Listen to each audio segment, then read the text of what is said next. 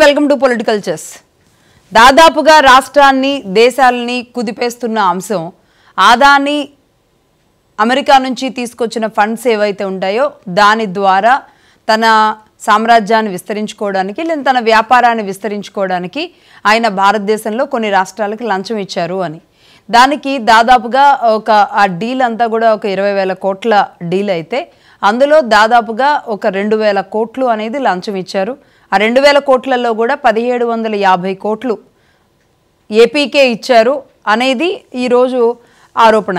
అది అమెరికన్ దర్యాప్తు సంస్థలు ఇచ్చిన FCPA ఇచ్చిన America foreign corrupt process act ఏదైతే ఉందో దాని ద్వారా కానివ్వండి, లేదంటే నిన్న వచ్చిన US SEC America stock exchange commission చెబుతున్న అంశాలు.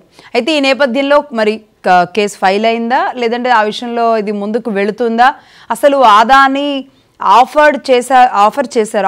హీ ఆఫర్డ్ అని చెప్పేసి అందులో ఉంది కాబట్టి ఆయన ఆఫర్ చేశారా లేదంటే ఆ ఆఫర్లో భాగంగా ఇచ్చేశారా అనే దాని మీద అనేక అనుమానాలు ఉన్నాయి. ఆ అనుమానాల్లో ఇచ్చారు కాబట్టే ఇమీడియట్లీ వీళ్ళిద్దరూ మీట్ అయిన తర్వాత 1 వీక్లోనే పవర్ పర్చేజ్ అనేది ఏపీ చేయడం, సెకీ నుంచి ఏపీ చేయడం అనేది జరిగింది అనేది. అంటే ఒక చిన్న లాజిక్ ఏంటంటే ఇందులో అందరికీ అర్థమయ్యేలాగా చెప్పాలి అంటే ఆదాని సెకీకి అమ్ముతారు, జాతీయ సంస్థ భారత జాతీయ సంస్థ సెకీకి అమ్ముతారు. సెకీ నుంచి రాష్ట్రాలు కొనుక్కోవాలి. అయితే రాష్ట్రాలు కొనుక్కోవడం అనేది తగ్గడం ద్వారా ఇంకా డైరెక్ట్గా ఆదానియే రాష్ట్రాలతో మాట్లాడుకొని దీన్ని ముందుకు తీసుకువెళ్ళాలి కాబట్టి వాళ్ళకు ఒక ఆఫర్ ఇచ్చారు. అయితే ఈ ఆఫర్లో రాష్ట్రాలు మేమెందుకు కొనుక్కోవాలి అని ఏ రాష్ట్రాలు ముందుకు రావు. కానీ జగన్మోహన్ రెడ్డి గారు మాత్రం అంటే ఇక్కడ మనం అన్ని తాకట్లు పెట్టడం, మద్యం మీద తాకట్లు పెట్టడం, అలాగే పవర్ ప్రాజెక్ట్స్ మీద తాకట్లు పెట్టడం, అనేక రకాలు అప్పుడు మీటర్లు బిగించిన దాని మీద కూడా అప్పుడు అందరికంటే ముందు మనమే వచ్చాం. అంటే అప్పు పుడితే చాలు, డబ్బులు వస్తే చాలు మనం ముందెళ్తాం అనేలాంటి ఒక విధానం 5 ఏళ్ల పాటు జరిగింది అన్నమాట వాస్తవమే. అందులో భాగంగా ఏ రాష్ట్రంలో ఎవరినైతే మనం తీసుకోవచ్చు అనుకున్నప్పుడు ఆంధ్రప్రదేశ్ కనబడినట్టుంది. ఆదాని వ్యాపారవేత్తగా అటువైపు అయితే అడుగులు వేశారు. రైట్. అయితే ఇందులో ఈరోజు నిన్న మహేష్ జట్మలాని కానీ లేదంటే ముకుల్ రోహత్గి ఇద్దరు మాజీ అటార్నీ జనరల్ చెబుతున్న అంశాల్లో ఇది అక్కడ ఫ్రాడ్ జరిగింది అది అనేది అవాస్తవం, లేదంటే ఇక్కడ ఎరచూపారు అనేది కూడా అవాస్తవం.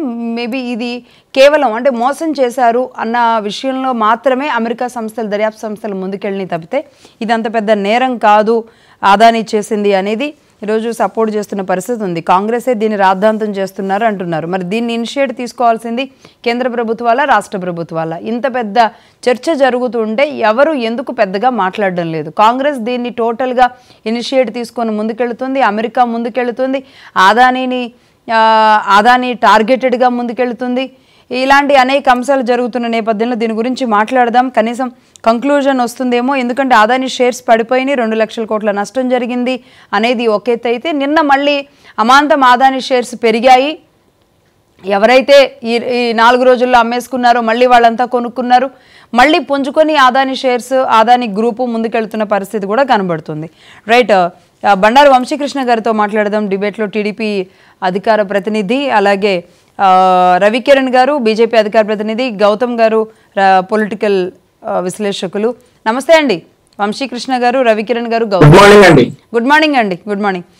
వంశీ గారు, మీరేం చెబుతారు? మొత్తంగా ఇది అమెరికా ఆదాని టార్గెటెడ్గా చేస్తుందా లేదంటే ఆదానికి జగన్మోహన్ రెడ్డి దొరికారా? జగన్మోహన్ రెడ్డి గారికి ఆదాని దొరికాడండి. జగన్మోహన్ రెడ్డి గారికే ఆదాని దొరికాడు. అయితే అందరం కూడా ఒక పాయింట్ మిస్ అవుతున్నాం మేడం ఇక్కడ. ఏంటంటే మన విజయసాయి రెడ్డి గారు ఎక్కడున్నారు ప్రస్తుతం? ఈ ఎపిసోడ్ అంటారా ప్రస్తుతానికి అంటారా? ప్రస్తుతం ప్రెసెంట్ విజయసాయి రెడ్డి గారు ఎక్కడున్నారో మనం అందరం కూడా మిస్ అవుతా ఉన్నాం. ఓకే, ఎందుకంటారు? విజయసాయి రెడ్డి గారు ప్రస్తుతం 10 రోజులుగా అమెరికాలోనే ఉన్నాడు. ఈ విషయం బయటపడే 3 రోజుల ముందు నుంచి విజయసాయి రెడ్డి గారు ఏదో కాన్ఫరెన్స్ అనే పేరుతోటి రకరకాల మనుషులను కలుస్తా ఉన్నాడు అమెరికాలో. ఇక మరి జగన్మోహన్ రెడ్డి గారి చెల్లెలు నిన్న వచ్చేసి ఆంధ్రప్రదేశ్ రాష్ట్ర పరువు తీసేశారని చెప్పి నిన్న ఆవిడ మీడియా ముందు చెప్తా ఉన్నా. ఇప్పుడు కాదు ఆంధ్రప్రదేశ్ రాష్ట్ర పరువు తీసేసిన జగన్మోహన్ రెడ్డి, అంతర్జాతీయంగా జగన్మోహన్ రెడ్డి వాళ్ళ నాన్నగారు ముఖ్యమంత్రిగా ఉన్నప్పుడే ఆంధ్రప్రదేశ్ రాష్ట్ర పరువు తీసేశారు. సెర్బియా వెళ్తే నిమ్మగడ్డ ప్రసాద్ గారిని అరెస్ట్ చేశారండి గతంలో. వీళ్ళు వస్తే వీళ్ళని అరెస్ట్ చేయడానికి కూడా ప్రయత్నించారు. సో ఈ రోజు విజయసాయి రెడ్డి అనే వ్యక్తి అమెరికా ఎందుకు వెళ్ళాడు అనేది కూపి లాగితే మనకి జగన్మోహన్ రెడ్డి పాత్ర, జగన్మోహన్ రెడ్డికి అదానీ దొరికాడా, అదానికి జగన్మోహన్ రెడ్డి దొరికాడా అనే విషయాలు స్పష్టమవుతాయి. ఏదైనా ముందు ఒక స్కామ్ బయటపడతా ఉంది అని అంటే ఆ స్కామ్ దగ్గర ఏ ప్రాంతంలో జరిగిందో ఆ ప్రాంతంలో విజయసాయి రెడ్డి వాలిపోతాడు. మీరు చూసుకోవచ్చు గతంలో కూడా. అంటే ఏం చేస్తారు అక్కడ వాలిపోయి ఏం చేస్తారు? ట్రై చేస్తాడు మేడం. అతనికి అలవాటైనటువంటి పని మధ్యవర్తిత్వం, మరి ఇంగ్లీష్ లో అంటే చాలా అసహ్యంగా ఉంటది కాబట్టి ట్రై చేస్తాడు. ఆ స్కామ్ బయటపడకుండానో లేదంటే దానికి ఇచ్చినటువంటి డబ్బులు ఇవ్వడానికి విజయసాయి రెడ్డి ట్రై చేస్తాడు. గతంలో సాక్ష్యాలు ఉన్నాయి. ఇప్పుడు జత్వాని కేసు ముందు పడేటప్పుడు విజయవాడలో విజయసాయి రెడ్డి చాలా మంత్రాలు చేశాడని చెప్పేసి టాక్ ఉంది. అప్పుడు విజయవాడ వచ్చారా? అప్పుడు విజయవాడ మీరు చూసుకోవచ్చు. మీకు గూగుల్ అబద్ధాలు చెప్పదుగా మేడం. మేమంటే పొలిటికల్ గా ఏమైనా చెప్తామేమో అనుకోవచ్చు, గూగుల్ చెప్పదు కదా. విజయసాయి రెడ్డి విజయవాడలో పలు మంత్రాలు చేశాడు, చాలా మంత్రాలు చేశాడు, ఫలించలా. ఆ తర్వాత నాట్ సర్ప్రైజ్డ్, తిరుపతి లడ్డు అంశం బయటపడే 3-4 రోజుల ముందు విజయసాయి రెడ్డి తిరుపతిలో ఉన్నాడు. ఆ తర్వాత ఇప్పుడు ఫ్రెష్ గా ఈ అమెరికా విషయం 3 రోజుల ముందు బయటపడుతుందనగా ఏదో సదస్సు ఉంది అని చెప్పేసి టిప్ టాప్ గా రెడీ అయ్యి విజయసాయి రెడ్డి అమెరికా వెళ్ళిపోయాడు. మీరు చెప్తుంటే గుర్తొస్తుంది, వైజాగ్ అంశం ఆ ఇష్యూ వచ్చినప్పుడు కూడా ఆయన వైజాగ్ వెళ్ళే ప్రెస్ మీట్ పెట్టారు. అవును. సో అలా అంటే ఏంటి లింక్ ఏంటి? మీరు అంటే సరే ఆ టైంకి ఆయన అక్కడ ఉన్నారు అంటే అంటే ముందే ఆయన ఎలా పసిగడతారు ఈ అంశం బయటకు వస్తుంది? అదే మేడం, చేసిన ఏదో పనులు అని చెప్పి డైరీ రాసుకుని ఉంటారు. ఒక్కొక్క ఇన్సిడెంట్ మీరు గుర్తు చేసుకుంటా ఉంటే ప్రతి ఒక్కటి కూడా ఒక్కొక్కటి మీరు గుర్తు చేసుకోండి. వైజాగ్, ఆ తర్వాత తిరుపతి, ఆ తర్వాత జత్వాని కేసు, ఈ రోజు ఇది, ప్రతి ఒక్కటి. మరి విజయసాయి రెడ్డి అనే వ్యక్తి ఒక్క కేసులో వెళ్ళాడంటే ఏదో యాదృచ్ఛికం అనుకోవచ్చు, కానీ ప్రతి ఒక్కసారి ఏదో ఒక స్కామ్ బయటపడుతున్నప్పుడల్లా 2-3 రోజుల ముందు విజయసాయి రెడ్డి గారు అక్కడ ఉండటంలో మతలబ్ ఏంటి? సో జగన్మోహన్ రెడ్డి గారు 1750 కోట్ల రూపాయలు, అసలు మొత్తం 2000 కోట్ల రూపాయల్లో 1750 కోట్ల రూపాయలు జగన్మోహన్ రెడ్డి గారే తీసుకున్నారు లేదంటే తీసుకోబోయారు అనేది అమెరికాలో ఉన్నటువంటి న్యాయస్థానాల చార్జ్ షీట్ అంటారు, మరి ఏమంటారు, అందులో స్పష్టంగా రాశారు. అదే కనుక చంద్రబాబు నాయుడు గారు, పవన్ కళ్యాణ్ గారు చెప్తే ఈ పార్టీకి మొత్తం వాళ్ళందరూ వచ్చేసి మీద పడిపోయి రక్కేసేవాళ్ళు మీడియా సాక్షిగా. ఇది అమెరికా ప్రభుత్వం చెప్పింది కాబట్టి, అమెరికా న్యాయ వర్గాలు చెప్పినాయి కాబట్టి ఏం చేయలేక మరి ఈ రోజు 3 గంటలకి జగన్మోహన్ రెడ్డి గారు ఏదో ప్రెస్ మీట్ అంటా ఉన్నారు. మరి ఆ ప్రెస్ మీట్ లో ఏమన్నా చెప్తారేమో, నాకేం సంబంధం లేదు, ఇదంతా చంద్రబాబు నాయుడు కుట్ర, అమెరికాలో చంద్రబాబు నాయుడు గారు ఇన్ఫ్లుయెన్స్ చేసి నా మీద ఇలా నిందలేసేటట్టు చేస్తారేమో అని చెప్తాడేమో అని చెప్పి మేము ఎదురు చూస్తా ఉన్నాం. ఇక ఆ తర్వాత మీరు యాక్షన్ గురించి అడిగారు. ఖచ్చితంగా దీని గురించి యాక్షన్ ఉంటుంది అని చెప్పేసి నవంబర్ 6, 2021 ప్రస్తుత ఫైనాన్స్ మినిస్టర్, అప్పటి పిఎస్సి చైర్మన్ పయ్యావుల కేశవ్ గారు నవంబర్ 6, 2021 చెప్పాం. ఇవాళ కాదు మేడం, ఇది చాలా తప్పు, మీరు తప్పు చేస్తా ఉన్నారు, ఆంధ్రప్రదేశ్ రాష్ట్ర ప్రజల మీద మోయలేని భారం మోపుతా ఉన్నారు, ఇది చాలా తప్పు, ఇది మేము వచ్చిన తర్వాత మీరు కోర్టుల చుట్టూ తిరగటం ఖాయం అనేసి నవంబర్ 6, 2021 ప్రస్తుత ఫైనాన్స్ మినిస్టర్ పయ్యావుల కేశవ్ గారు ఒక ప్రెస్ మీట్ లో చెప్పారు. ఆ తర్వాత మీరు గమనిస్తే మా ప్రెస్ మీట్, మా కేశవ్ గారి ప్రెస్ మీట్ అయిపోయిన తర్వాత నుండి ట్రూ అప్ ఛార్జెస్ అని చెప్పి మొదలైనవి మన కరెంట్ బిల్లులో, వాటి మీద మేము పోరాడాము. ట్రూ అప్ ఛార్జెస్ అనే ఇష్యూ వచ్చిన ప్రతిసారి పయ్యావుల కేశవ్ గారు చెప్తానే ఉన్నారు, లక్షల కోట్ల భారాన్ని మీ జేబులు నింపుకోవడానికి ప్రజల మీద మీరు మోపారు, మేము వచ్చిన తర్వాత మీ మీద ఖచ్చితంగా యాక్షన్ తీసుకుంటామని చెప్పేసి పయ్యావుల కేశవ్ గారు ఆనాడే చెప్పారు. ఈ రోజు సమగ్ర విచారణ జరిపి జగన్మోహన్ రెడ్డి దోషి అని తేలితే గవర్నర్ గారి పర్మిషన్ తీసుకొని, ఇది చంద్రబాబు నాయుడు గారిని అరెస్ట్ చేసినట్లు నోటీసులు ఇవ్వకుండా అర్ధరాత్రి అరెస్ట్ చేసినట్టు కాదు, గవర్నర్ గారి పర్మిషన్ తీసుకొని అన్ని చట్టాలకు లోబడి జగన్మోహన్ రెడ్డిని ఖచ్చితంగా కోర్టు ముందు నిలబడుతుంది కూటమి ప్రభుత్వం. ఇక వాళ్ళ చెల్లెలు గారు వచ్చారు నిన్న, ఆవిడ ఎంతసేపటికి చికెన్ షాప్కి వెళ్ళి జీన్స్ ప్యాంట్ అడిగినట్టు ప్రెస్ మీట్ ముందు వచ్చేసి ఎవరు యాక్షన్ తీసుకోవట్లేదు అని అంటే, మీరు ఎల్లో కంప్లైంట్ ఇవ్వండి, మీరు ఆంధ్రప్రదేశ్ రాష్ట్రంలో ఒక జాతీయ పార్టీకి అధ్యక్షురాలుగా ఉన్నారు కాబట్టి ఈవిడ వెళ్ళి పోలీస్ స్టేషన్ లో కంప్లైంట్ ఇస్తే దాని మీద ఖచ్చితంగా యాక్షన్ తీసుకుంటారు. ఆల్రెడీ నల్లమోతు చక్రవర్తి గారు దీని మీద కంప్లైంట్ చేశారు. అవును, ఆవిడ చేసినా గానీ ఖచ్చితంగా యాక్షన్ తీసుకుంటారు. అలా ఏం చేయదు. అన్న మీద చెల్లెలు కంప్లైంట్ ఇస్తే ఖచ్చితంగా యాక్షన్ తీసుకుంటారు కదా. ఆవిడ కంప్లైంట్ ఎవరు? ప్రెస్ ముందుకు వచ్చేసి ఇంత జరుగుతున్నా జగన్మోహన్ రెడ్డి మీద యాక్షన్ తీసుకోరేంటి అని చెప్పి చంద్రబాబు నాయుడు గారిని ప్రశ్నిస్తారు. ఖచ్చితంగా మేము చెప్పాము, 2021లోనే చెప్పాము మేము యాక్షన్ తీసుకుంటాం. Wait and see.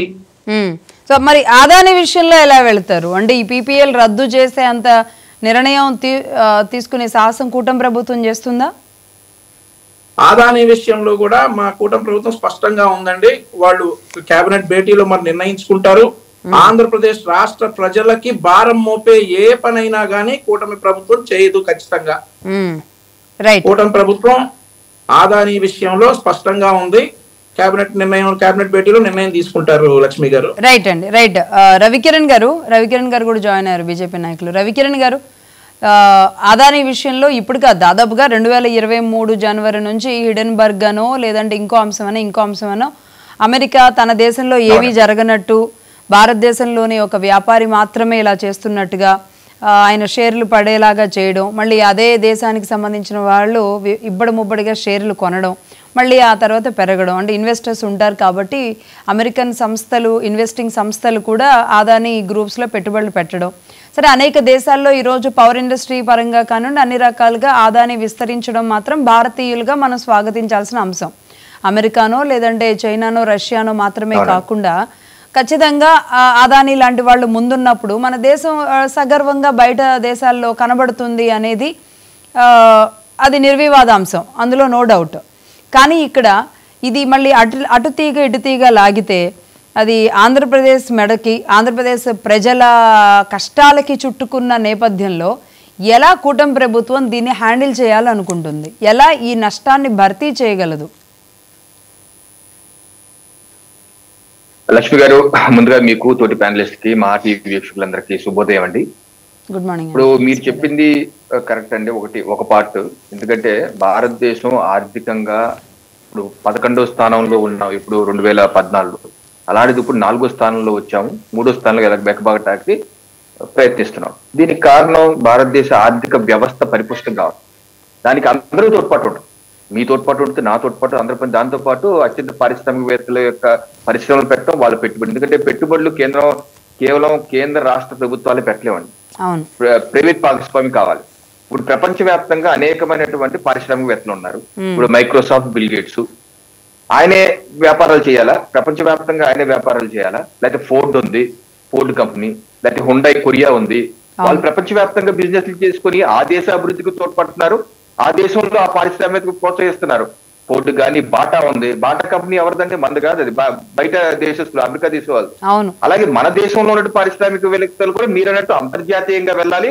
మనం కూడా ఇప్పుడు ఆదాని కావచ్చు, లేకపోతే జీవీకే కావచ్చు, జిఎంఆర్ గ్రంథి మోహన్ రావు గారు కావచ్చు, వీళ్ళందరూ వివిధ దేశాల్లో వ్యాపారాలు చేస్తే అక్కడ ఉన్నటువంటి లాభాలన్నీ మన భారతదేశంలోకి వస్తాయి కదా.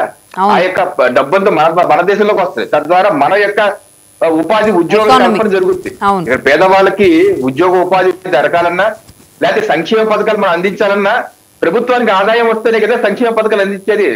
సంక్షేమం చేయాలంటే సంపద పెంచాలి. సంపద పెంచాలి, పెంచకుండా అప్పు చేసే పంచి చిరుగుతుంది. సో ఇది ఒక ఆర్థిక వ్యవస్థకి అందరూ ముఖ్యం. పారిశ్రామికవేత్తలు, ప్రభుత్వము అన్ని ముఖ్యం. అలాగే ప్రజలు కలెక్టివ్ గా పనిచేయాలి. ఇది ఒక కోణం. రెండో కోణం, ఇప్పుడు జగన్మోహన్ రెడ్డి గారు ఆయన గత పుష్కర కాలంగా ఈడీఏ, సిబి యొక్క అభియోగాలు ఎదుర్కొంటున్నారు కోర్టుల్లో. సిబిఐ కోర్టులు కావచ్చు, సుప్రీం కోర్టులు కావచ్చు. ఏంటి స్థూలంగా 2004కు ముందు ఆయన 10 సంవత్సరాలుగా బిజినెస్లు చేస్తున్నారు. 2004లో ఆయన ఇచ్చినటువంటి ఆదాయ పన్ను రిటర్న్స్ లో తనకి సంవత్సరానికి 2003-04 ఆదాయం ఎంత వచ్చిందంటే 9 లక్షలు మాత్రమే ఆదాయం అన్నది. అలాంటి వ్యక్తి 2010కి వచ్చేసరికి 5-6 ఏళ్ళు అయ్యేసరికి 100 కోట్లు పెరిగిపోయింది. ఎలా పెరిగిపోయింది అన్నదే అభియోగాలు. వాళ్ళ తండ్రి యొక్క ముఖ్యమంత్రిని అడ్డం పెట్టుకుని ఈయన 5-6 ఏళ్ళలో పోగేశారు అన్నది ఆరోపణలు ఎదుర్కొంటున్నారు. జాతీయ స్థాయిలో అనేక కంపెనీలతో పెట్టుబడి తెచ్చారు. ఇప్పటి వరకు మనం జగన్ అంటే నేషనల్ అనుకుంటేవా, కాదు ఇంటర్నేషనల్ అన్నట్టుగా ఇంటర్నేషనల్ నుంచి కూడా ఆరోపణలు వచ్చాయి. సో ఈ నేపథ్యంలో ఈ అంతర్జాతీయంగా వస్తున్న ఆరోపణల మీద కేంద్ర రాష్ట్ర ప్రభుత్వాలు గత వారం మా రాష్ట్ర ముఖ్యమంత్రి గారు, ఎన్డీఏ ముఖ్యమంత్రి చంద్రబాబు నాయుడు గారు ఫ్లోర్ ఆఫ్ ది హౌస్ కూడా చెప్పారు. వారు కూడా చెప్పింది ఏంటి, మనకి ఏదైతే పబ్లిక్ డొమైన్ లో అందుబాటులో ఉన్న డాక్యుమెంట్లు మన దగ్గరకు వచ్చాయి, మేము దాన్ని పరిశీలిస్తూ అంతకన్నా మించి డాక్యుమెంట్లు లేవు, మేము అందుకు పరిశీలించి తగు నిర్ణయం తీసుకుంటా ఉన్నాం. నిన్న ముఖ్యమంత్రి డిప్యూటీ సీఎం గారు ఢిల్లీలో కూడా అదే మాట అన్నారు. మేము ముఖ్యమంత్రి గారు కూర్చొని ఈ ఆదాయ గారి అంశం ఏంటి, ఎలా చేయాలి ముందుకు వెళ్తాం, దీంట్లో అంతర్జాతీయ కుట్ర అంశం కూడా మనం చూడాలన్నారు ఆయన. ఇది కూడా ఒక పాయింట్, అంతర్జాతీయ కుట్ర కూడా ఉందని చూడాలని పవన్ కళ్యాణ్ గారు అన్నారు. సరే, ఇది ఆల్రెడీ సుప్రీంకోర్టుకు వెళ్ళింది, సుప్రీంకోర్టులో పిఐఎల్ పడింది. విశాల్ తివారీ అన్న వ్యక్తి ఆల్రెడీ పిఐఎల్ వేసి, ఈయన ఎవరంటే మీరు ఇందాక అన్నట్టు జనవరి 2023లో హిండెన్బర్గ్ ట్రేడింగ్ వచ్చి అదాని గారు షార్ట్ సెల్లింగ్ పాల్పడుతున్న ఆరోపణలు వస్తే ఆ రోజు కుప్పకూలడం, మదుపరులు పాపం నష్టపోవడం జరిగింది. దాని మీద విచారణ చేయమని సుప్రీంకోర్టుకి వెళ్ళినటువంటి వ్యక్తి అయిన విశాల్. ఆయన యొక్క పిటిషన్ ఆధారంగానే సుప్రీంకోర్టు విచారణ కమిటీ ఏర్పాటు చేసి సంవత్సరం పాటు విచారించి ఇదేనంత తప్పుడు ఆరోపణల హిండెన్బర్గ్ ఒక బోగస్ అసత్య ప్రచారాలు చేసిందని చెప్పి తేల్చినటువంటి విచారణ. ఆ తర్వాత మళ్ళీ మొన్న ఆగస్టులో కూడా ఒక బాంబు పేలుస్తున్నాం అని చెప్పి రాహుల్ గాంధీ గారు ఒక రోజు ముందే చెప్పడం, ఆ తర్వాత సెబీ చైర్మన్ కి ఏదో లింకులు ఉన్నాయని బయటికి పెట్టడం వాళ్ళు, దాని పెద్దగా స్టాక్ మార్కెట్ స్పందించకపోవటం, ఆ తర్వాత జార్జ్ సోరోస్ పుట్టినరోజు కూడా చేసుకుంటాం మానేయటం, ఇవన్నీ మనం చూసాం. ఇది ఈ ఆరోపణల మీద సుప్రీంకోర్టు ఏ రకంగా నిర్ణయం తీసుకుంటుంది, కేంద్ర రాష్ట్ర ప్రభుత్వాలు ఏ రకమైన విచారణలు చేస్తారన్నది మనం చూద్దాం. అయితే నేననేది ఏంటంటే, ఓకే ముఖ్యమంత్రి గారు చెప్తున్నట్లుగా ఇప్పుడు ఇండైట్మెంట్ అభియోగ పత్రం అండి, యుఎస్ కోర్టులో న్యూయార్క్ రాష్ట్రంలో ఒక జిల్లా కోర్టులో వేసిన ఇండైట్మెంట్ పత్రం. ముఖ్యమంత్రిగా చంద్రబాబు నాయుడు గారు చెప్తుంది కూడా దీని గురించే. పబ్లిక్ డాక్యుమెంట్ కూడా 54 పేజీల యొక్క అభియోగ పత్రం పబ్లిక్ డొమైన్ లో ఉంది. దీనికి మించి మనకు డాక్యుమెంట్లు ఏమి అవైలబుల్ లేవు. దీన్ని మనం విశ్లేషించే ప్రయత్నం చేద్దాం. ఇప్పుడు అమెరికాలో 94 జిల్లా కోర్టులు ఉన్నాయండి, దానిలో ఒక జిల్లా కోర్టు ఇది న్యూయార్క్ స్టేట్ లో ఉన్నటువంటి ఈస్టర్న్ డిస్ట్రిక్ట్ లోది జస్టిస్ నికోలస్ జి గారాఫ్ అన్నమాట. దీనిలో ప్రధానమైనటువంటి అభియోగాలు ఏం చేస్తున్నారంటే, స్థూలంగా అభియోగం ఏంటంటే, అమెరికా ప్రజల నుంచి గౌతమ్ అదానీ గారికి సంబంధించిన గ్రీన్ అన్న కంపెనీ అమెరికా ప్రజల నుంచి $175 మిలియన్ తీసుకొని తద్వారా భారతదేశంలో మొత్తం $6 బిలియన్ యొక్క సోలార్ ఎనర్జీకి ఉత్పత్తి అయ్యే విధంగా $6 బిలియన్ యొక్క పెట్టుబడి పెట్టడానికి ఈ $175 మిలియన్ తీసుకొని భారతదేశంలో ఉన్నటువంటి అఫీషియల్స్ ని ఇన్ఫ్లుయెన్స్ చేయడానికి వాళ్ళకి లంచాలుగా $265 మిలియన్ తీసుకుందేమో $175 మిలియన్, లంచాలు ఇవ్వజూపింది $245 మిలియన్. ఇది ఎందుకు ఇస్తున్నారు అంటే, దీని ద్వారా ఆయన దీని మీద 20 ఏళ్ల పాటు వ్యాపారం చేసి 20 ఏళ్లలో $2 బిలియన్ యొక్క ప్రాఫిట్ లాభాన్ని ఆర్జించే ప్రయత్నం చేస్తున్నారు అన్నది ప్రధానమైన ఆరోపణ. అయితే దీనిలో స్థూలంగా చూస్తే ప్రధానమైన ప్రశ్న ఏంటంటే, నువ్వు అమెరికా ప్రజల నుంచి $175 మిలియన్ తీసుకుంటావు ఏంటి, లంచాలుగా $265 మిలియన్ ఇవ్వటం ఏంటి? నువ్వు ఎక్కడన్నా ₹100 నువ్వు తీసుకుని ₹1000 $200 లంచాలు ఇస్తారా? ఒక ప్రశ్న. రెండో ప్రశ్న, ఓకే నీకు $265 మిలియన్ ఇవ్వటం ద్వారా 20 సంవత్సరాలు $2 బిలియన్ వస్తుంటే అని చెప్తున్నప్పుడు, ఆ $265 మిలియన్ ఈ భారతదేశంలో ఏ బ్యాంకులో ఫిక్స్డ్ డిపాజిట్ చేసినా 20 ఏళ్ళకి అది $2 బిలియన్ అయినే అవుతుంది. అవును, ఇది ఒక ఆర్గ్యుమెంట్. సో దానిలో ఏముందో అన్నది చూడాలి. రెండు, ఈ యొక్క పత్రం మీరు చూస్తే పారాగ్రాఫ్ నెంబర్ 49 ఈ అభియోగ పత్రంలో పేజ్ నెంబర్ 14లో పారాగ్రాఫ్ నెంబర్ 49 లో ఏమంటారంటే, గౌతమ్ అదానీ పర్సనల్లీ మెట్ ఫారెన్ అఫీషియల్ 1 అంటే వారి పేర్లు వాళ్ళు మెన్షన్ చేయలేదు. వారి ఉద్దేశం అంటే ఫారెన్ అఫీషియల్ 1 అంటే వాళ్ళు ఏం రాశారంటే, మే 2019 నుంచి జూన్ 2024 వరకు ఒక ప్రామినెంట్ పర్సన్ ఆంధ్రప్రదేశ్ లో అన్నారు. మా ఉద్దేశం జగన్మోహన్ రెడ్డి అని మనం కంక్లూడ్ చేసుకుంటున్నాం. ఇదేమంటారంటే, foreign official to advance execution of PSA between SCCA and Andhra Pradesh. PSA power sale agreement between SCCA and Andhra Pradesh. Andhra Pradesh కిను SCCAకి కేంద్ర ప్రభుత్వంలో ఉన్నటువంటి సోలార్ ఎనర్జీ కంపెనీకి మధ్య జరిగిన ఒప్పందం. ఇది ఎక్కడ ఆధారిత డైరెక్ట్ జరగలేదు. దీంతో కూడా అదే అంటున్నారు. ఒప్పందానికి ఇది ఒప్పందం. దీనిలో పారాగ్రాఫ్ 49 ఏమంటారంటే, Gautam Adani promised to offer Indian government official approximately 2229 crores, approximately 170 crore 1750 crore of the corruption payments were offered to foreign official అని అన్నారు. అంటే ఏంటి, Gautam Adani Indian government official కి ప్రామిస్ చేశారు ఇవ్వటానికి, ప్రామిస్ అన్నారు. మళ్ళీ పారాగ్రాఫ్ నెంబర్ 50 ఏమన్నారు, following the promises of the bribe to Indian government official PSA was executed with 5 states అంటున్నారు. అంటే ఏంటి, ప్రామిస్ చేశారు అంటే ప్రమాణం చేశారు, అమ్మ తోడు నీకు డబ్బులు ఇస్తారని ప్రమాణం చేశారు అంటున్నారు. ఎక్కడ ఈ డాక్యుమెంట్ లో దే హ్యావ్ గివెన్ బ్రైట్స్, డబ్బులు ఇచ్చేశారు, అలాంటి టైంలో పుచ్చుకున్నారు అని అంటే. ఉదాహరణ మీకు చూపిస్తాను. ఇది ఈడీ యొక్క అభియోగం. ఒక కేసులో ఈడీ యొక్క అభియోగ పత్రం ఇది. దీనిలో ఈడీ ఏం చూపించిందంటే, స్పష్టంగా ఇలా చూస్తే మీకు గ్రాఫికల్ రిప్రజెంటేషన్ లో ఏ కంపెనీ నుంచి ఏ కంపెనీకి వెళ్ళింది, ఎలా వెళ్ళింది, ఎవరున్నారు, ఈ అకౌంట్ నెంబర్లు ఏంటి, ఏ అకౌంట్ లో డబ్బులు పడ్డాయని ఈడీ ఇచ్చినటువంటి చార్జ్ షీట్. దీనిలో అండి లక్ష్మి గారు ఎక్కడ దే హావ్ పేడ్ మనీ, డబ్బులు ఇచ్చారంటలేదు, ప్రామిస్ చేశారన్నారు. ప్రామిస్ చేశారంటున్నారు కానీ ఇచ్చారని అంటలేదు. ఏ వ్యక్తికి ఇచ్చారు, ఎప్పుడు, ఎక్కడ, ఎంత ఇచ్చారని కూడా చెప్పట్లేదు.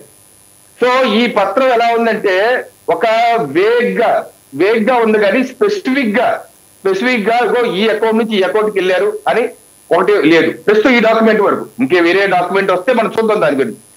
ఇంకో పాయింట్ ఏంటంటే, ఇప్పుడు దానిలో కూడా అన్నట్టు కౌంట్ 1, 2, 3, 4, 5 అని 5 కౌంట్స్ పెట్టారు.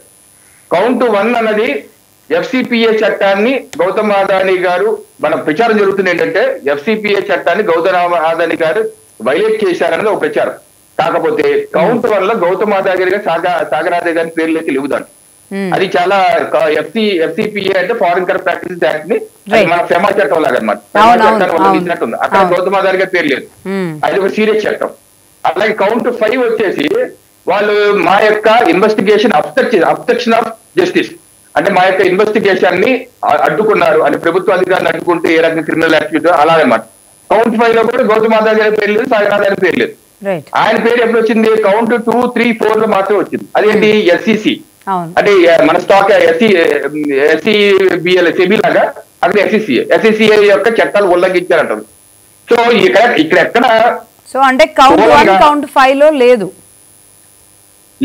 ఆ డాక్యుమెంట్ లోనే మీరు చదివితే దాంట్లో లేదు, వాళ్ళిద్దరి పేర్లు లేవు. FCPA వైలేషన్ చేశారన్న ఆరోపణల మీద వీళ్ళిద్దరు పేర్లు లేవు, ఎవరి పేర్లు ఉన్నాయి, వీళ్ళిద్దరు పేర్లు లేవు. సో ఇది కానీ అంటే సరే, అంటే ఇక్కడ ఒక అంటే నేను దట్స్ వాట్ నేను స్టార్టింగ్ నుంచి చెప్తున్నా అండి. ఇది అమెరికా అదానిని టార్గెట్ చేయడం అనేది అది అంతర్జాతీయంగా జరుగుతున్న గేమ్, భారతదేశం మీద జరుగుతున్న గేమ్ అనేది అక్కడ భారతీయులుగా చూసే వాళ్ళకి కూడా అర్థమవుతుంది. అది ఓకే. కానీ అంత యాక్యురేట్గా సంస్థ ఇది ఇటువైపే తీగ వచ్చింది, ఆంధ్రప్రదేశ్ వైపు వచ్చింది అని చెప్పేదాన్ని మాత్రం అంటే మనం దీన్ని తీసుకోవాలి, దీన్ని నమ్మాలి, దాన్ని నమ్మలేము అనే 2 వర్షన్స్ అయిపోతున్నాయి. ఇప్పుడు 2 ట్రాక్లు విడివిడిగా ఉన్నాయి. సో ఇందులో అంత యాక్యురేట్గా చెప్పగలిగింది ఆ సంస్థ అంటే, సరే అమెరికా సంస్థలు వచ్చి జగన్మోహన్ రెడ్డి గారు అరెస్ట్ చేస్తాయా అనే అంత మరి ఫూలిష్గా మాట్లాడడం కూడా కరెక్ట్ కాదు. కానీ భారతదేశం అయితే దీని ఇనిషియేట్ తీసుకోవాలి, ఏం జరిగింది అనే విషయాలు బయటికి తీయాలి కదా. మరి అలా ముందుకు వెళ్ళే అవసరం రాష్ట్ర ప్రభుత్వానికి కానీ కేంద్ర ప్రభుత్వానికి కానీ ఉందా? సపోజ్ ఇందాక నేను చెప్పాను కదండి స్టార్టింగ్ లోనే, దీన్ని ఏ రకంగా ముందుకెళ్ళారు. సుప్రీంకోర్టులో కూడా కేసు పడింది, కేంద్ర రాష్ట్ర ప్రభుత్వాలు దాని మీద చూస్తారు ఏం చేయాలన్నది. ఇప్పుడు పార్లమెంట్ లో కూడా దాని మీద చర్చ కావాలంటున్నారు, ప్రభుత్వం చర్చకి సిద్ధం అంటున్నారు. అది ప్రతిపక్ష పార్టీలు మొత్తం అంతా సభనంతా ఆపేసి దీని మీద చర్చ చేయాలంటున్నారు. ప్రభుత్వం ఏంటంటే ముందు క్వశ్చన్ ఆన్సర్ సెషన్స్ అవనివ్వండి, సిస్టమేటిక్ గా చర్చ చేద్దాం అన్నారు. సో ఏ రకంగా పార్లమెంట్ లో వస్తే ప్రభుత్వం నిర్ణయం తీసుకుంటుందో ఒకటి చూద్దాం. ఇంకో కోణం కూడా మీ ద్వారా చెప్పినది, నేను పవన్ కళ్యాణ్ అన్నది అంతర్జాతీయ కుట్ర ఉందా దీనిలో అనేది అన్నారు. దాని మీద ఒక 2 నిమిషాలు గౌతమ్ గారితో మాట్లాడిన తర్వాత మళ్ళీ దీన్ని కంటిన్యూ చేద్దాం. రవికిరణ్ గారు ప్లీజ్. అలాగే. గౌతమ్ గారు నమస్తే అండి. నమస్తే గౌతమ్ గారు, మీరేమంటారు? మొత్తానికి ఆంధ్రప్రదేశ్ ని ఒక ఊపేస్తుంది అమెరికా. అవునండి, ఒక చాలా పెద్ద ఊపే జరుగుతుంది. కాకపోతే ఇక్కడ మనం ఎక్కువగా జగన్మోహన్ రెడ్డి గారు ఇంక్లూడ్ అయి ఉన్నారు అనే విషయాన్ని ఎక్కువగా మాట్లాడుకుంటున్నాం. కానీ వీళ్ళకంటే చిన్న దొంగలు కూడా ఉన్నారనేది కూడా అభియోగం ఉంది.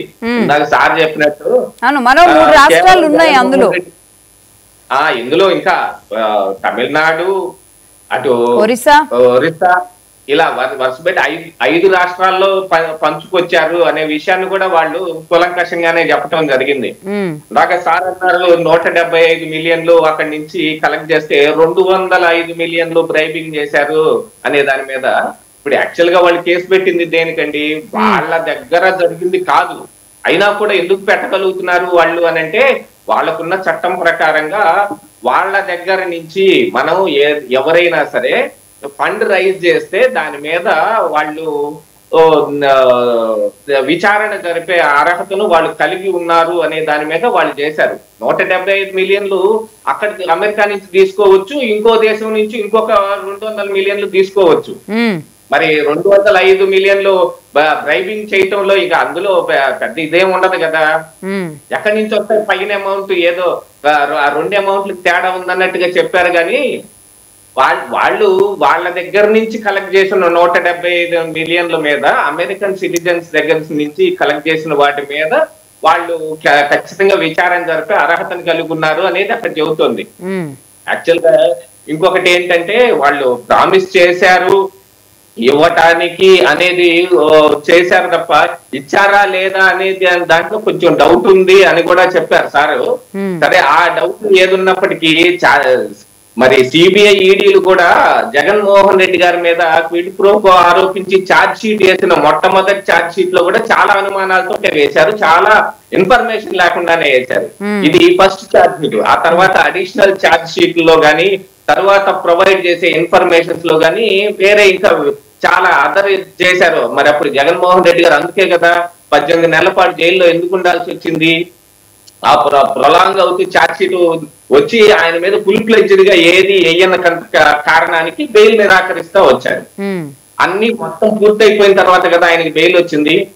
వచ్చిన తర్వాత ఆయన 10 సంవత్సరాల పాటు బెయిల్ మీద ఇంకా ఉన్నాడు అనుకోండి, అది వేరే విషయం. కాకపోతే దీని మీద కేంద్ర ప్రభుత్వం గాని రాష్ట్ర ప్రభుత్వం గాని ఎటువంటి నిర్ణయం తీసుకున్నట్టుగా మనకేం కనిపించడం లేదు. దీని మీద మీడియాలో చర్చ జరుగుతుంది. మీడియా ట్రయల్ అని మళ్ళీ తర్వాత ఆరోపిస్తారేమో, మీడియాలో చర్చ జరుగుతుంది. కేవలం మీడియా ద్వారానే ఇది బయటపడింది తప్ప మిగతా గవర్నమెంట్ అఫీషియల్స్ గానీ ఇదిగో ఇలాంటిది ఒకటి జరిగింది అనేది కానీ ఎవరు చెప్పలేదు కదా. దాని మీద మరి ఆంధ్రప్రదేశ్ రాష్ట్రంలో కూడా న్యాయ సలహాలు తీసుకుంటున్నారు అని చెప్తూ ఉన్నప్పటికీ అది ఏ మేరకు పనిచేస్తుంది అనేదే చూసుకోవాలి. మరి ఇప్పుడు ఎవరైనా సరే విదేశాలకు వెళ్ళి అక్కడ వ్యాపారాలు చేసి అక్కడ డబ్బు ఆర్జించి మన భారతదేశానికి తీసుకొచ్చి ఇక్కడ అభివృద్ధికి కారకాలు అవ్వచ్చు అని ఆశించవచ్చు. కానీ ఏం చేస్తాం చెప్పండి, చాలా వరకు ఇప్పుడు రసూల్ ఖైమాతో జరిగిన ఒక ఒప్పందం ఒకటి ఉందండి, వ్యాన్పిక్. ఇక్కడ భూములన్నింటినీ కట్టబెడటానికి దాని మీద ఏం జరిగిందో తెలియని అంశం పెద్దగా జరిగి అసలు కోస్టులు మొత్తం రాసిచ్చడం జరిగింది ఆ రోజున. దాని మీద కేసుకెళ్ళాలి. ఏ అంశం తీసుకున్నా సరే, ఎక్కడ ఎవరు ఏది చేయటానికి వెళ్ళినప్పటికీ అది భారతదేశంలో ఒక అవినీతికి మూలం అవుతుంది. ఆ విషయాన్ని గుర్తుపెట్టుకోవాలి. గతంలో ఎన్నెన్ని జరిగినాయో భారతదేశం లోపల కావచ్చు, భారతదేశం బయట. అంటే గౌతమ్ గారు ఇక్కడ ఆంధ్రప్రదేశ్ విషయానికే వస్తే ఒక్కొక్కటి ఎన్ని విషయాలు బయటకు వస్తున్నాయి అంటే ఎగ్ పఫ్ఫుల దగ్గర నుంచి మొదలు పెడితే, ఎలికల దగ్గర నుంచి మొదలు పెడితే, సెక్యూరిటీ దగ్గర నుంచి మొదలు పెడితే, సెక్యూరిటీ లైక్ ఫోర్స్ దగ్గర నుంచి మొదలు పెడితే, కంచె దగ్గర, అంటే ప్రతి దాంట్లో 100 కోట్లు 1000 కోట్లు అలా కోట్లు. జత్వానీ విషయం టచ్ చేసినా వాళ్ళకు కూడా ఆంధ్రప్రదేశే గుర్తొస్తుంది. ఏ వ్యాపారికైనా మనకు పని చేసి పెట్టాలి అంటే ఒక 5 ఏళ్ల పాటు ఒక రాష్ట్రం గుర్తొచ్చింది. బట్ దానివల్ల రాష్ట్రానికి ఏమైనా వనగూరిందా అంటే ఏమీ జరగలేదు.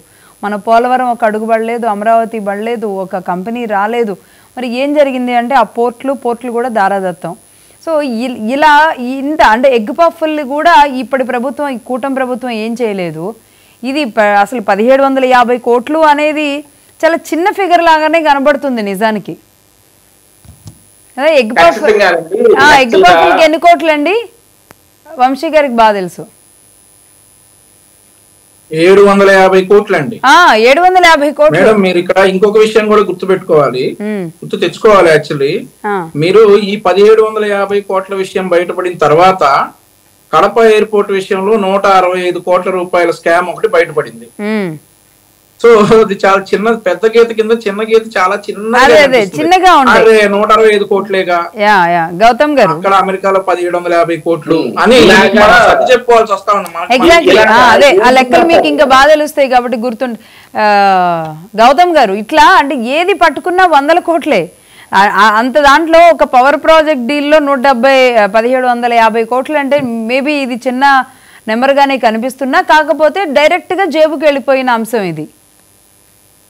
అవునండి, ఏది ఎక్కడ కనిపిస్తున్నా ఇన్ని స్కాములు, ఇంత ఆరోపణలు బయటకు వస్తున్న తరుణంలో ఒక వ్యక్తి ఏరికోరి వచ్చి ఇది ఇలాంటి స్కాములు దీంతో సంబంధం ఉన్న వ్యక్తితోటి సంబంధాలు పెట్టుకున్నాడేమనుకోండి, ఖచ్చితంగా అది జరిగింది అని ప్రజల్లో ఒక నమ్మకం వస్తుంది. ఆ నమ్మకం నిజమా కాదా అని తేల్చడానికి ఇప్పుడు ప్రభుత్వం కూడా వీళ్ళు కూడా ఏదైనా నిర్ణయం తీసుకోవాల్సిన అవసరం ఉంది. ఎందుకంటే ఇప్పుడు అదాని అంబానీ అనే 2 పేర్లు వినపడగానే వీళ్ళు అభివృద్ధి కారకులు, ఎక్కడ ఏ రాష్ట్రంలోకి వీళ్ళు అడుగు పెడితే అక్కడ పరిశ్రమలు వస్తాయి, అభివృద్ధి జరుగుతుంది అనే దాంతో పాటుగా ఎప్పుడు ఎక్కడికి వచ్చినా సరే ఏదో ఒక స్కామ్ ని వాళ్ళ మీదగా బయటకు రావటం జరుగుతానే ఉంది. దాని మీద ప్రభుత్వాలు మిన్నకుండా ఊరుకొని ఉండటం జరుగుతానే ఉంది, బొకాయింపులు జరుగుతానే ఉన్నాయి. కాబట్టి నేనేమంటానంటే, మొన్న రేవంత్ రెడ్డి గారు ఆయనకి వచ్చే యంగ్ ఇండియా స్కిల్ యూనివర్సిటీకి ఇచ్చిన ఈ 100 crores ఫండ్ ఒకటి ఏదైతే ఉందో దాన్ని రిజెక్ట్ చేశారు కదండి. అదే రకంగా ప్రతి అంశంలోనూ అలాగనే ఆయన కూడా కేవలం ఆ ఫండ్ రిజెక్ట్ చేశాడు, కానీ మళ్ళీ తెలంగాణలో అభివృద్ధి కోసం ఏదైతే పరిశ్రమలు పెట్టడానికి వీలుందో, లేకపోతే ఏదైనా వర్క్స్ ఉంటే దాంట్లో బిట్ వేసుకోవటానికి మళ్ళీ ఈ అదానికి మళ్ళీ వాళ్ళకు కూడా అవకాశం కల్పిస్తున్నాం, న్యాయబద్ధంగా వస్తే వాళ్ళకు కూడా ఇస్తామని అంటున్నారు. కానీ మరి అలాంటప్పుడు ఈ 100 కోట్లు ఎందుకు రిజెక్ట్ చేశారో తెలియట్లేదు. లేకపోతే ఈ 100 కోట్లు రిజెక్ట్ చేసిన వాళ్ళు ఆ బిడ్డింగ్ కి మాత్రం ఎలాగ అనుమతిస్తున్నారో తెలియదు. ఇక్కడ డబుల్ స్టాండర్డ్స్ కనపడతా ఉన్నాయి అనేది అక్కడ. బట్ అంటే వ్యాపారవేత్తల్ని రాష్ట్ర ప్రభుత్వాలు కూడా వదులుకోవు కదా. ఇప్పుడు దిగ్గజాలుగా ప్రపంచవ్యాప్తంగా ముందుకెళ్తున్న ఒక వ్యాపారవేత్తల్ని రాష్ట్ర ప్రభుత్వాలు వదులుకుంటే రేపు కొత్త కంపెనీలు రావడానికి కానీ, రాష్ట్రం డెవలప్ కావడానికి కానీ ఇవన్నీ లింక్ అయి ఉంటాయి. కాకపోతే ఆ వ్యాపారవేత్తలు మంచికి ఉపయోగపడుతున్నారా, రాష్ట్రానికి చెడుకు ఉపయోగపడుతున్నారా అనేది మాత్రం బేరీజ్ వేసుకోగలిగే ఇది ప్రభుత్వాలకు ఉండాలేమో. అదే ప్రభుత్వాలు కూడా అక్కడే. ఇప్పుడు జాకీ కంపెనీ గానీ, లేకపోతే ఇప్పుడు కియా కంపెనీ గానీ వచ్చిందండి, వాళ్ళ మీద ఎటువంటి ఆరోపణలు రాలేదు. యాక్చువల్ గా ఈ ఏదైనా బయట నుంచి తీసుకొచ్చే కంపెనీల్లో ఎక్కువ మొత్తాన పెట్టుబడి పెట్టడానికి వస్తున్నారు. కంపెనీలు అభివృద్ధి జరుగుతుంది, నిజంగానే ఇవన్నీ జరుగుతున్నాయి. కానీ యాక్చువల్ మన వాళ్ళు ఏదైతే మనం అది ఆ మాట అనుకోకూడదు. ఒకటి అలానే జరుగుతున్నాయి, ఎక్కువగా ఇవే జరుగుతున్నాయి అనుకోలేదు. మిగతా కంపెనీలన్నీ ఇలానే చేస్తున్నాయి అనుకోలేదు. కొన్ని కంపెనీల మీద ఆరోపణలు వస్తున్నప్పుడు వాళ్ళని కనీసం దూరం పెట్టడం అనేది బయట ప్రజలకు ఒక సంకేతం ఇచ్చినట్టు అవుతుంది అనేది. ఇప్పుడు జమ్మలమడుగు నియోజకవర్గంలో ఒక 1000 మెగావాట్ల పవర్ యూనిట్ ఒకటి నడుస్తా ఉందండి. ఆదినారాయణ రెడ్డి గారిది కానీ, లేకపోతే మొన్న జరిగిన గొడవే వాళ్ళ మీద రాళ్ళు వేశారని, ఇంకోటి జరిగిందని అంటే ఆయనకు లంచం ఇవ్వలేదు అనే విషయంలోనే ఆయన గొడవ చేశాడు అనే దాన్ని కూడా ఇప్పుడు మీడియాలో బయటకు రావడం జరిగింది.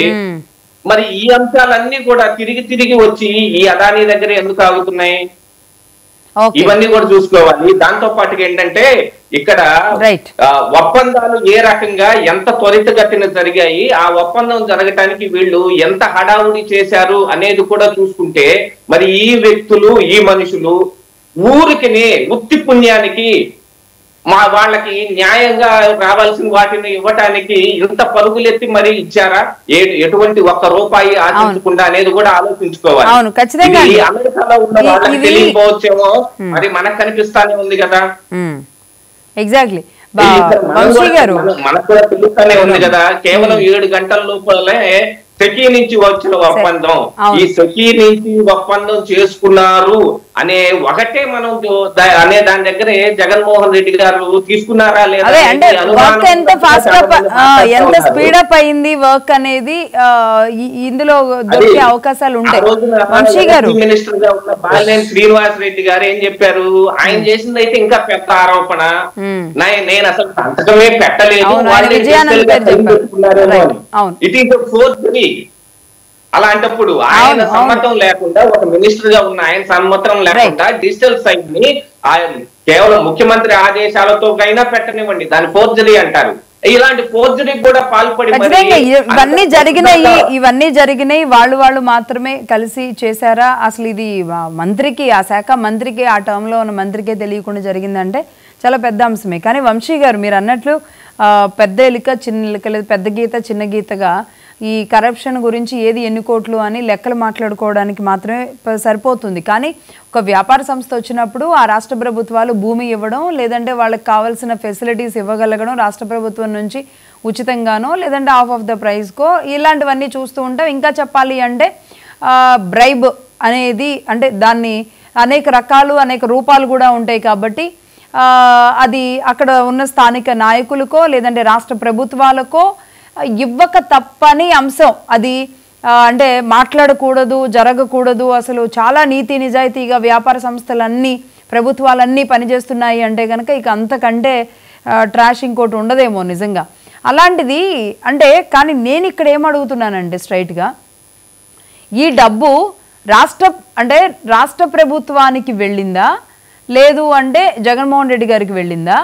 రాష్ట్ర ప్రభుత్వం ద్వారా అంటే అప్పటి నుంచి కరెంట్ ఛార్జీలు పెరిగినాయి అనేది కూడా ఒక అంశం. ఆ పెరిగిన ఛార్జీల భారం ఎంత పడి ఉంటుంది? కనీసం అట్లీస్ట్ ఆ లెక్కలైనా మనం తీయగలుగుతారా? మీ ప్రభుత్వం తీయగలుగుతుందా? మేము ఈ ఒప్పందం జరిగినప్పుడే జగన్మోహన్ రెడ్డి జేబులు నిండినాయి అనే చెప్పాం మేడం. అది ఇంతకుముందు మీరు అన్నారు, పిఎస్సి చైర్మన్ గా ఉన్న కేశవ్ గారు ఆ సమయంలోనే చెప్పారు. అవునండి, మీరు అడిగిన క్వశ్చన్ కి clear answer, one word answer, Jaganmohan Reddy జేబులు మాత్రమే నిండాయి, కానీ రాష్ట్రానికి ప్రయోజనం సున్నా. సున్నా కూడా కాదు, రాష్ట్రానికి ప్రయోజనం మైనస్ లోకి వెళ్ళిపోయింది. మీరు దాని తర్వాతే ట్రూ అప్ చార్జెస్ అనేసి కొత్త చార్జెస్, మనం ఎప్పుడు చూడని చార్జెస్ అన్ని కరెంట్ బిల్లులో పడి ప్రజల జేబులు చిల్లులు పడినాయి.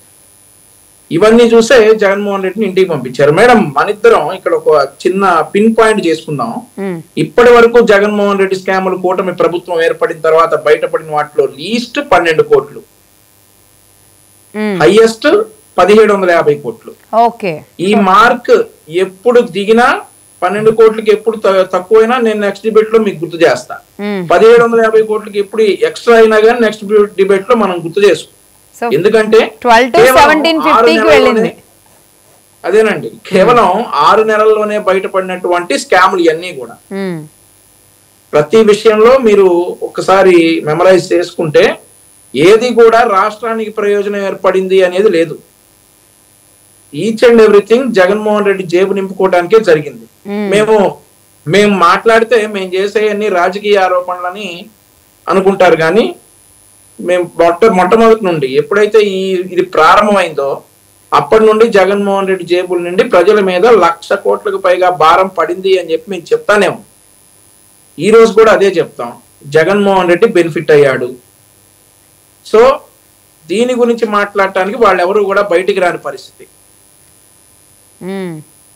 ఏదైతే మరి ఈ రోజు జగన్మోహన్ రెడ్డి గారి ప్రెస్ మీట్ లో మరి ఆయన మాట్లాడతాడేమో చూడాలి. ఈ రోజు ఏదో ప్రెస్ మీట్ 3 గంటలకి పవర్ఫుల్ ప్రెస్ మీట్ అని చెప్పేసి మరి సాక్షి సోషల్ మీడియాలో కావచ్చు, వైసీపీ సోషల్ మీడియాలో కావచ్చు బాగా పవర్ఫుల్ ప్రెస్ మీట్ అని అంటున్నారు. పవర్ అనేది మనం గుర్తుపెట్టుకోవాలి. మరి పవర్ఫుల్ ప్రెస్ మీట్ అనేది ఆ పవర్ గురించా, దేని గురించి జగన్మోహన్ రెడ్డి ప్రెస్ మీట్ పెడుతున్నాడో ఓసారి చూసుకోవాలి. నా అంచనా అయితే మేడం, ఒక్క మాట కూడా దీని గురించి జగన్మోహన్ రెడ్డి ఈ రోజు మాట్లాడటనే నేను అనుకుంటా ఉన్నాను. ఏదో యాజ్ యూజువల్ మా సోషల్ మీడియా కార్యక్రమం జరుగుతుంటే మాట్లాడుకుంటూ ఉంటారా? నేను మాట్లాడటనే అనుకుంటా ఉన్నాను మేడం. దీని గురించి ఒక్క పాయింట్ కూడా జగన్మోహన్ రెడ్డి మాట్లాడరనే అనుకుంటా ఉన్నాను. మరి మీ విలేకరులు ఏమైనా క్వశ్చన్ చేస్తే it's a very lengthy question అని చెప్పి జారుకుంటాడో ఏంటో గానీ we have to wait and see. Jaganmohan Reddy ఇప్పుడు వాళ్ళ అప్పటి విద్యుత్ శాఖ మంత్రి బాలినేని శ్రీనివాస్ రెడ్డి గారే చెప్పారు కదండి, నన్ను అర్ధరాత్రి లేపు సంతకాలు పెట్టించారు, కేబినెట్ లో భేటీ జరగలేదు, కేబినెట్ లో నిర్ణయం జరగలేదు, నా ప్రమేయం లేకుండా నా శాఖలో ఇంత పెద్ద ఒప్పందం జరిగింది అని చెప్పి వాళ్ళ విద్యుత్ శాఖ మంత్రే చెప్తా ఉన్నాడు. ఒకవేళ రాష్ట్రానికి ప్రయోజనం అయితే ఖచ్చితంగా కేబినెట్ భేటీ జరిగేది, కేబినెట్ లో అందరు నిర్ణయాలు తీసుకునేవాళ్ళు, ఒప్పందాలు చేసుకునేవాళ్ళు. అదేమీ లేకుండా జగన్మోహన్ రెడ్డి ఒక్కడే సీఎంఓ లో కాకుండా ఆయన తాడేపల్లి కొంపలో ఇవన్నీ కూడా ఒప్పందాలు చేసుకున్నాడంటే మనం క్లియర్ కట్ గా ఆ బెనిఫిట్ ఏదో జగన్మోహన్ రెడ్డికి అందిందని క్లారిటీగా చెప్పుకోవచ్చు. మరొక విషయం ఏంటంటే మేడం, మీరు మళ్ళీ నేను చెప్తున్నాను,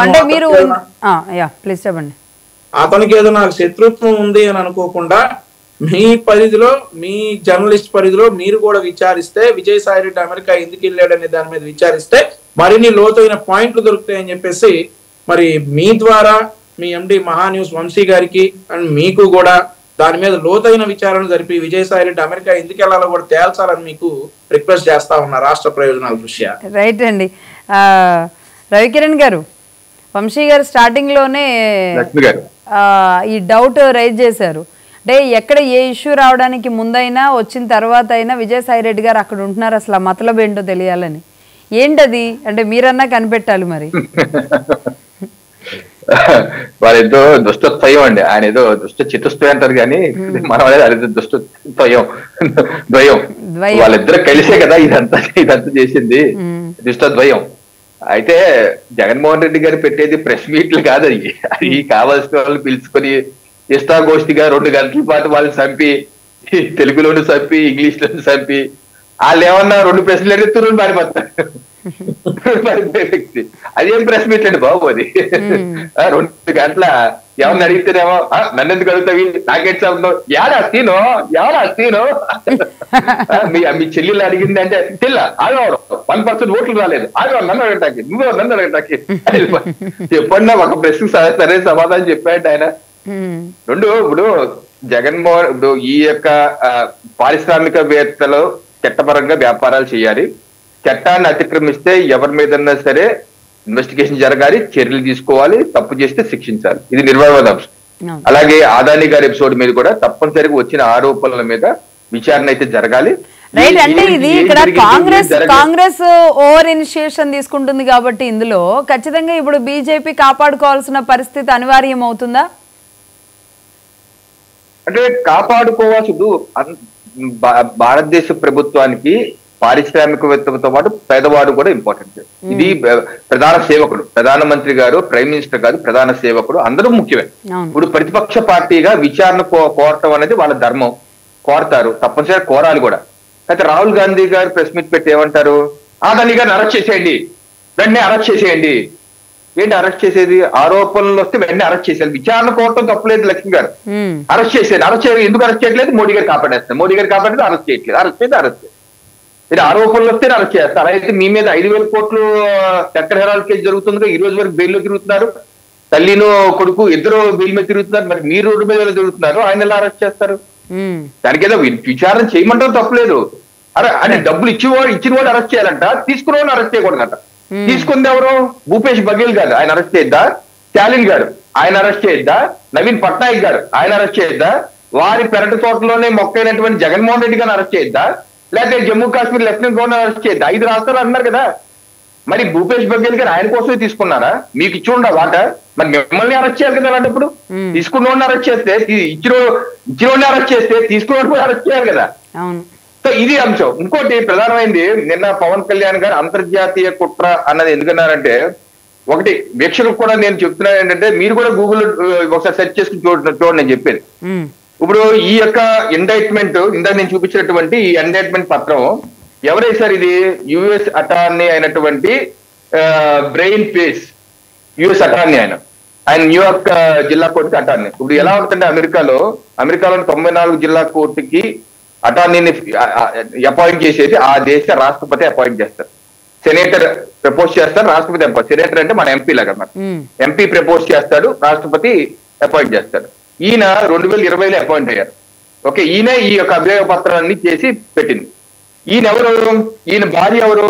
జాక్లిన్ జోన్స్ పేస్ అండి, జాక్లిన్ జోన్స్ పేస్. ఈవిడ ఒక మానవ హక్కుల సంఘం ఈక్వల్ జస్టిస్ ఇనిషియేటివ్ అన్న మానవ హక్కుల సంఘంలో డైరెక్టర్ ఆవిడ. గూగుల్లో కొడితే మీకు వచ్చేస్తే చూడండి. ఈ యొక్క ఈక్వల్ జస్టిస్ ఇనిషియేటివ్ అనే సంస్థ స్థాపకుడును ఎగ్జిక్యూటివ్ డైరెక్టర్ ఎవరు? బ్రయాన్ స్టిఫెన్సన్ స్థాపకుడు. ఈ బ్రయాన్ స్టిఫెన్సన్ ఎవరు? ఓపెన్ సోర్స్ ఫౌండేషన్ యొక్క సభ్యుడు. ఓపెన్ సోర్స్ ఫౌండేషన్ ఎవరిది? George Soros.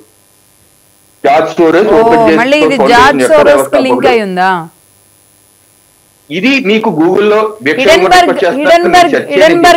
George Soros organisation ఆయనదే, జార్జ్ సోరోస్ దే. హిడెన్బర్గ్ కూడా. జార్జ్ సోరోస్ ఓపెన్ గా చెప్పాడు, ప్రధానమంత్రి నరేంద్ర మోడీ గారు నేను ప్రపంచంలో అనేక దేశాల్లో గొడవ సృష్టించి వారి యొక్క ప్రభుత్వాన్ని బంగ్లాదేశ్, శ్రీలంకని పడేసింది కూడా జార్జ్ సోరోసే. ఇతనే చెప్పాడు, నా దగ్గర 1000 కోట్లు ఉన్నాయి, నేను అన్ని మోడీ గారిని పడేస్తాను, మోడీ గారిని పడేయాలంటే అదానీ గారిని పడేయాలి, సో అదానీ కూడా పడేస్తాను ఓపెన్ గా వీడియో స్టేట్మెంట్ ఇచ్చినటువంటి ఒక 90 ఏళ్ళటువంటి ఒక పర్మిటెడ్ మనిషి. ఇదంతా ఒక ఎకోసిస్టమ్.